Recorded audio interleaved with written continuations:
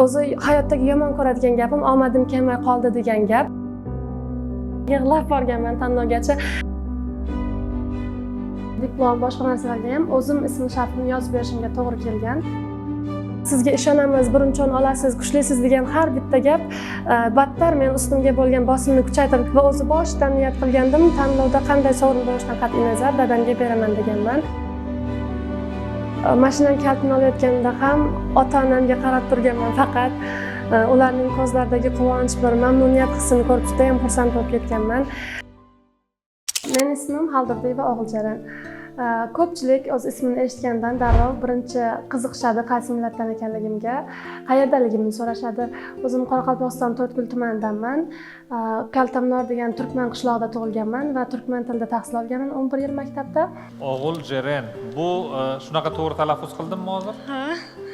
Bu ismning ma'nosini bizga aytib beringchi. O'g'il kutib qo'yilgan. O'g'iloy o'zbekchasi.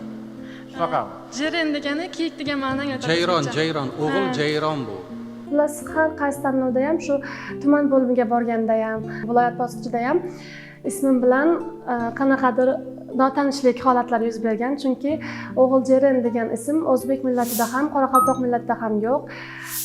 Shuning uchun har doim shu o'rinlar olganimda ismimni o'qishganda bitta to'xtab, tutilib, keyin talaffuz qilishardi yoki ko'pincha masalan diplom, boshqa narsalarga ham o'zim ism shartini yozib berishimga to'g'ri kelgan. Kitobxonlik muhitiga, ya'ni shu kitobxon tanlov muhitiga kirib kelishim 9-sinf paytimga to'g'ri keladi. Bundan oldin ham to'g'ri maktabda, tumanda qatnashganman kitobxonlik tanlovlariga, lekin aynan shu tanlovga 9-sinfda qatnashga qaror qilganman. Aynan o'sha yil, ya'ni birinchi urinishda men respublika bosqichiga chiqishga muvaffaq bo'ldim. Lekin afsuski, faxrli o'rinlardan birontasini egallay olmadim. Shunda ham umuman afsuslanmayman, chunki aynan ushbu birinchi marta qatnashim men uchun juda katta hayot maktabi bir dars bo'ldi deb ayta olaman. G'olib bo'lolmadim, bironta o'ringa egallab ola olmadim bironta o'rinni. Qayerdan bilyapsiz? Hali natijalar e'lon qilinmadi-ku. Ballarni hisobladingizmi? Ballar bo'yicha o'rin egallaganim yo'q. Qoraqalpog'istonlik yosh kitobxonimiz O'g'iljaran Xoldirdiyeva taqdirlanadi.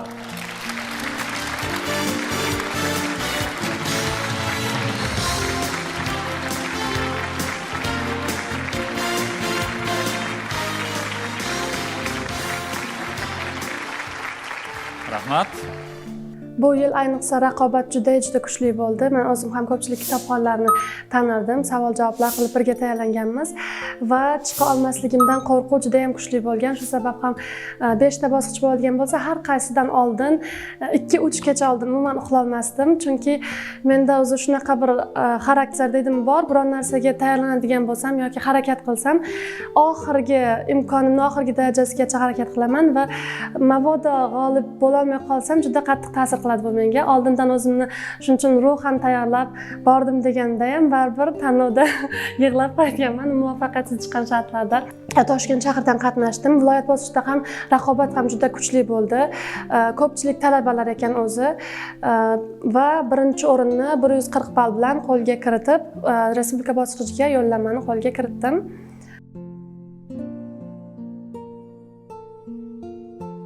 Respublika bosqichi birinchi shart bo'yicha 4-o'rinda turgan edim. Ya'ni parcha topish kerak va parcha topgan 8 ta ishtirok topgan bo'lsa, shuning o'rtasida o'rtacha 4-o'rinda turgandim. Lekin qandaydir bir nima deydi, ichki sezimmi, ichki xotirjamlikmi bir tomondan ozgina bo'lgan, lekin qo'rquv baribir kuchliroq edi menda o'sha paytda. Keyingi ikkinchi shartda quest sharti, bu yangi qo'shilgan shart, juda ham yoqdi menga, aynan shaxsan o'zimga. Bu shartdan o'rtacha 50 ballni oldim. Va 3-o'ringa chiqdim. Keyingi shart she'riyat sharti. Bu safar ham omadsiz kelgan shart bo'ldi deb ayta olaman. O'zi hamma tomonidan logo shart, ya'ni omad shart deb aytishadi buni. Menga to'g'ri biroz og'irroq she'r tushdi. O'zi ko'pchilik e'tirof etdi buni. O'zi hayotdagi yomon ko'radigan gapim omadim kelmay qoldi degan gap.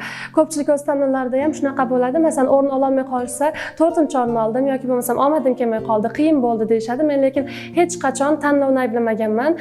Muvaffaqiyatsizlikka erishsam, demak bu o'zimning aybim, ya'ni o'zim kuchliroq tayyorgarlik ko'rishim kerak edi degan narsa bo'lgan har doim va shu sababli ham omadim kelmadi deb aytmaslik uchun ham ro'yxatdan tashqari ham juda ko'p adiblarning hayot ijodini, jadidlarni chuqur o'rganib, birma-bir yodlab chiqqanman. Birinchi yil qatnashganimda men Shukur Xolmirzayev hayot ijod haqida gapirish kerak edi va aytganimdek biz maktab darsligida umuman adabiyot yo'q, o'zbek adabiyoti o'tilmaydi. Shu sabab tug'ilgan yilini xato aytib qo'yganligim tufayli pastroq ball olganman. Bu safar bunday xatolikka yo'l qo'ymaslik uchun ko'plab adiblarning hayot ijodini o'rgandim va sharh bo'yicha 2-o'rin 87 ballni yuqori ballni deb ayta olaman qo'lga kiritdim va bu meni 2-o'ringa olib chiqdi. Ya'ni umumiy 4 ta shart bo'yicha 2-o'rinda turgan edim. Bu 1-o'rindan 1 ball pastda edi. Endi bir kun kutish kerak. Oxirgi shart ertangi kun bo'ladi deyishdi. Xonaga kelgandan keyin juda ham qo'rquvim kuchayib ketdi. Ya'ni ertaga endi nima bo'ladi degan o'y. O'sha kuni yig'laganman ham. Avtobusda bora borguncha 1 soat hech narsa ko'nglimga sig'magan, hamma gaplashib kulishib ketsa ham bitta o'zimni tutishga qancha harakat qilishimdan qat'iy nazar yig'lab borganman tanlovgacha. Hamma ota-onalar aytishdi, kuchli qizsiz, shu yergacha kelganingizning o'zi katta gap deganday, hammani jahon tillarida o'qirkansiz, bizni qizlarimizga ham nasib qilsin shunaqa grant bilan o'qib yurish deb sizga muxlislik qildik deb ham ko'pchilik aytishdi, xursand qilish, kayfiyatimni ko'tarish uchun. Lekin sizga ishonamiz, 1-o'rin olasiz, kuchlisiz degan har bitta gap battar men ustimga bo'lgan bosimni kuchaytirdi deb ayta olaman. 1-o'rinda turgan qiz, sirdaryolik qiz, birinchi navbatda chiqish kerak bo'ldi. Bu qizni ham juda ham hayajoni kuchli bo'ldi. Bir tomondan o'zimning 1-o'rinni olishni xohlasam, ikkinchi tomondan umuman u qizning topolmay qolishini yoki yengilishini xohlamadim. U qiz birinchi chiqdi, 2 ta savolga javob berdi, 40 ball oldi. Juda ham ichim achindi, chunki u ham kuchli qiz edi. Baribir tanlovga qatnashgan hamma o'ziga yarasha kuchli, bilimli qizlar edi, chunki ular ham necha 5 ta bosqichdan o'tib saralanib kelgan, necha yillik tajribaga ega kitobxonlar bor edi tanlovda.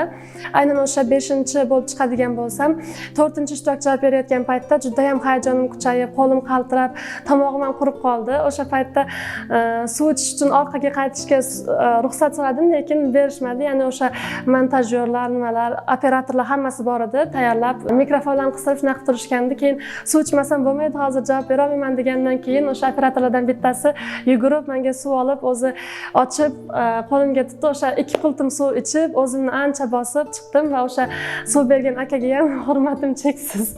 Hozir ham o'zim 5-chi bo'lib chiqqan bo'lsam, birinchi bergan savolga javob bera olmadim va keyingi 4 ta savolni ketma-ket topib 80 ballni qo'lga kiritdim. Mendan keyin ham yana 3 ta ball pastda yana 2 ta ishtirokchi bor edi. Ular agar 100 ball topsagina 1-o'ringa chiqishi mumkin.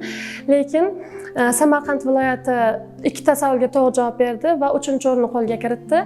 O'g'iljirim Xaldurdiyeva. Prezident bosh sovrini elektromobil kaltini olish menga juda ham boshqacha taassurotlar uyg'otdi menda. Mashinam kaltini olayotganimda ham ota-onamga qarab turganman faqat. Ularning ko'zlaridagi quvonch, bir mamnuniyat hissini ko'rib juda ham xursand bo'lib ketganman va o'zi boshidan niyat qilgandim, tanlovda qanday sovrin bo'lishidan qat'iy nazar dadamga beraman deganman. Chunki hozirgi kunda bilasiz, o'qitish oson emas, ayniqsa qiz farzandlarni, lekin ota-onam juda ko'p mehnat qilib bizni, men 3-farzandman, Toshkent shahrida o'qiyotgan, o'qitish uchun boshqa hamma narsadan ketishgan va shu sababli ham o'zim nima bo'lgan taqdirda ham baribir dadamga sovg'a qilaman deganman. Lekin buni qayerda berish yoki qanday berish haqida o'ylab ko'rmagandim. Aynan o'sha taqdirlash marosimida biz Alisher Sa'dullayev bilan suhbatda bo'ldik. Dadam, ammam bor edi. Bir davrada turib birgalikda suhbat qurdik.